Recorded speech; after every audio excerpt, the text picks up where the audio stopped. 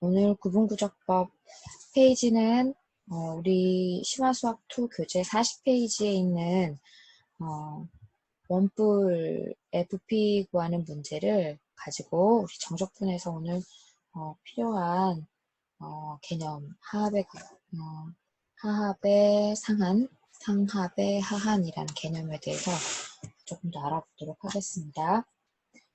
자, 그래서 원뿔이 있는데 반지름이 R이고 높이가 h인데 이거를 이제 똑같이 그 n등분을 했다고 하면은 한 개 칸의 크기가 얼마가 됩니까? 그걸 우리가 델타 h라고 보면 이것은 전체 h를 n등분했으니까 높이가 이제 이렇게 똑같이 균일해지겠죠.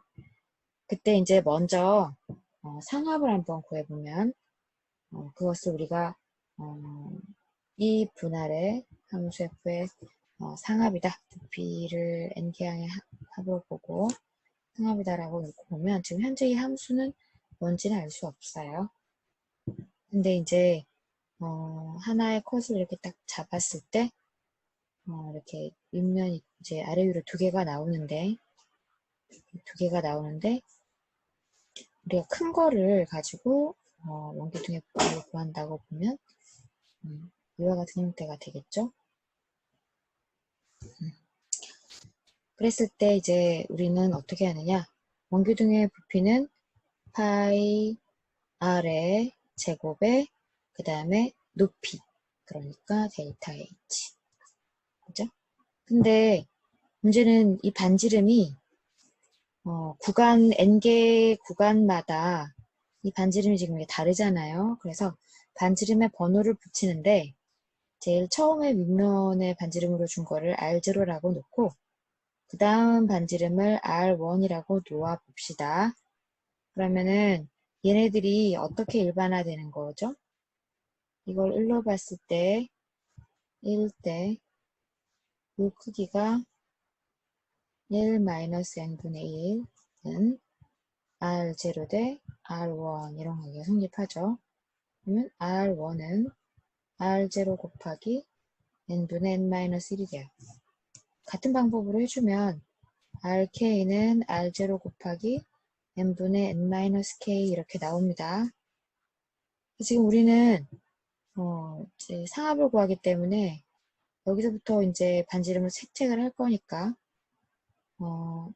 총 n개의 항을 더하는 거는 맞는데 채택하는 항 반지름이 번호가 하나 작게 이렇게 선택이 되겠죠. 그래서 이거를 계산을 해보면 k는 1부터 n까지 자 이게 뭐였냐면은 n분의 h였어요. k와 상관이 없죠. 그래서 n분의 파이 h는 시그마 앞으로 끌어내줍니다. 그 다음에 rk-1은 어떻게 생겼냐면 r0 곱하기 n분의 n 이게 k일 때 k를 빼니까 k-1은 k-1을 빼겠죠. 그래서 이거 전체 제곱 이렇게 정리를 할 거예요. 그러면은 역시 이번에 분모에 있는 n제곱도 또 r제곱도 k와는 상관이 없으니까 다시 시그마 밖으로 나가서 파이 h의 r0의 제곱 시그마 k는 1부터 n까지 n-k 더하기 1의 제곱 이렇게 될 거죠. 그러면 얘는 그대로 내려오고 이거는 n 더하기 1의 제곱 마이너스 2k의 n 더하기 1 더하기 k의 제곱 이렇게 되니까 시그마 처리를 해주면 어떻게 되죠?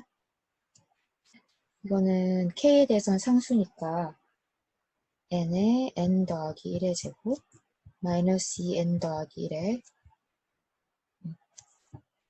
k는 2분의 n의 n 더하기 1 더하기 k제곱은 6분의 n의 n 더하기 1의 2n 더하기 1 이거 여러분들이 알고 있는 거죠, 그죠? 근데 이제 이 앞에 뭐 있었냐면은 n의 3승에 파이 h의 r0의 제곱 이렇게 생겼어요. 그러면 이제 이게 이렇게 약분이 되고 이만큼은 0이 돼서 분모 3차식분의 분자 3차식 하는 항이 이제 식이 나옵니다. 이걸 이제 정리를 하면 파이 h r0 제곱에 6n의 3승에 n의 n 더하기 1에 2n 더하기 1 하는 식이 나와요. 자, 같은 방법으로 만약에 우리가 반지름을 이렇게 이제 원기둥, n개의 원기둥이 나올 때마다 밑에 거를 선택하면은 각 소구간에서 최대값이 만들어지지만, 부피의 최대값이 만들어지지만, 만약에 위에 거를 반지름으로 선택을 한다면은 우리는 각 소구간에서 이렇게 최소값의 원기둥 부피들이 나오겠죠. 여기도 마찬가지로 두 번째 소구간에서는 이런 원기둥을 이제 찾아낼 거니까. 그러면 반지름이 이게 지금 차츰차츰 줄어들고 있기 때문에 이게 반지름 최대값이고 이게 반지름 최소값이고 그렇잖아요. 그죠? 그래서 마찬가지로 이 분할에서 어떤 함수인지는 몰라도 하합을 구해주면 이 값은 여러분들이 계산을 해보면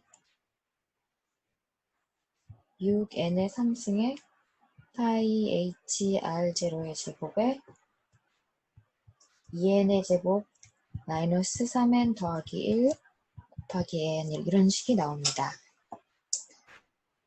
그런데 이제 문제는 이거는 지금 n에 대한 함수거든요. 이것도 n에 대한 함수고. 근데 이때 이 구간을 이제 아주 이거를 조밀하게 이렇게 더 자른다. 아주 더 잘게 자른다. 그래서 노름이 0으로 가게 한다. n을 무한대로 보낸다 하면 이 n에 대한 이 함수는 이거는 감소함수인데다가 아래로 하계가 있기 때문에 이 n에 대한 이 식은 수렴을 하게 돼 있어요. 나중에 요거는 한번 체크해 보세요. 그런데 감소함수가 아래로 6개이면 어디에 수렴한다고 우리가 알고 있죠?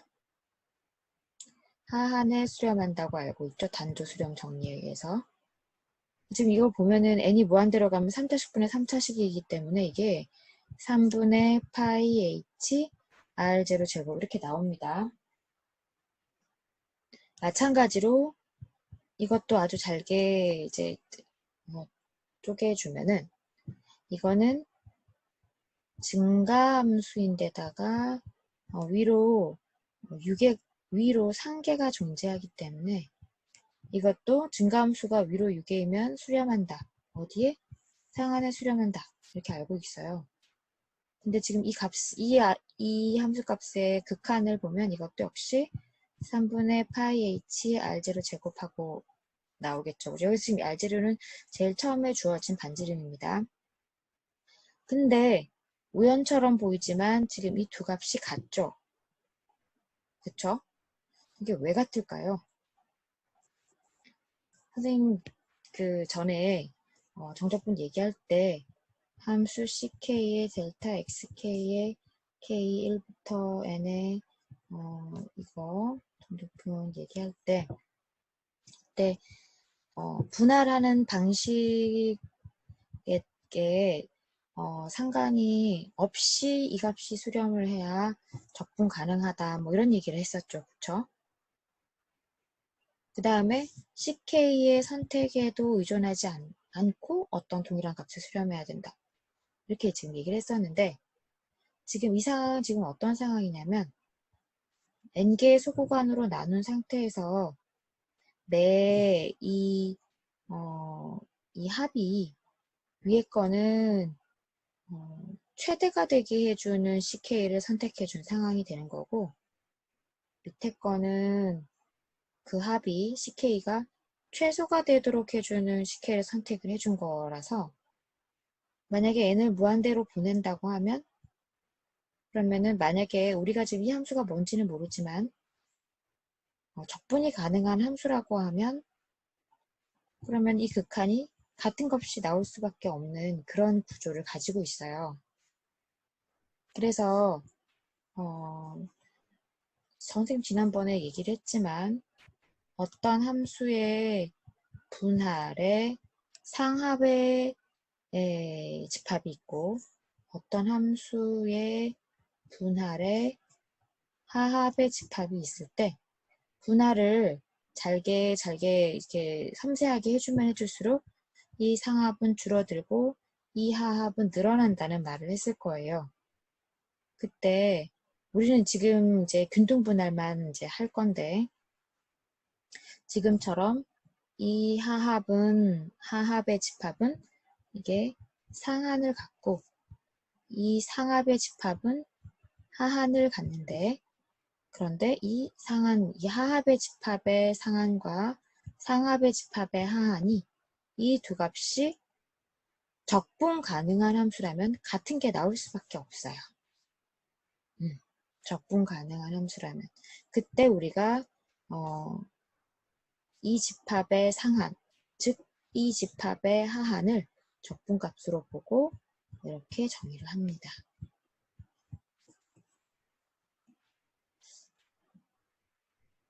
정적분이 가능하다 하는 것은 분할의 종류와 CK의 선택에 의존하지 않고 리만합의 극한이 같은 값에 수렴을 해야 하기 때문에 지금 보는 바와 같이 지금 이 예를 보면 상합의 집합에 지금은 균등분할한 것만 이제 가지고 왔지만 상합의 집합의 하한 또 하합의 집합의 걔네들의 상한이 이것이 같은 경우에 그 함수 f는 지금은 뭔지 모르겠지만 이 함수는 정적분이 가능한 것이다 라고 정의가 되어 있어요. 알겠죠?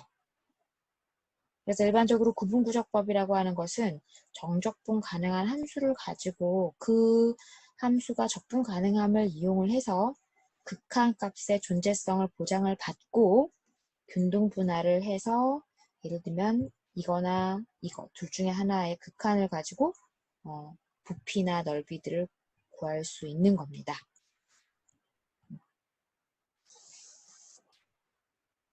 자, 그리고 오늘은 두 번째 정적분은 이제 이렇게 정의를 하고